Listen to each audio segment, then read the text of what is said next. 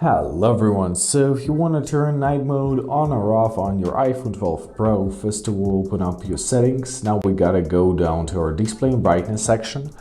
And now scroll down to your night shift. In your night shift you have a few options. So for example, the first one is manually enabled until tomorrow. So as you see, our screen color has changed.